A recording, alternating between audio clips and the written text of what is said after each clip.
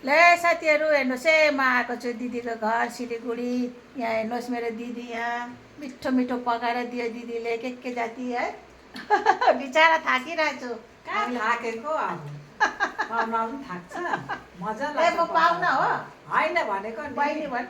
बहिनी हो ज्वाइँ आउनु भएको छ छोरी आउनु भएको छ कहाँ थाकिन्छ त अन्त यहाँ दिदी घर आएको छु किनभने यहाँ दिदी यहाँ ज्वाइँ भोलि जानुहुन्छ छुट्टीबाट पुरा भयो 5 दिनको छुट्टी मात्रै पाएँ ज्वाइँले कि त्यही भएर अब भोलि जानुहुन्छ भनेर सिलगढी घुमाउनु यता दिदीको घर पनि पसेँ खाना खाएँ।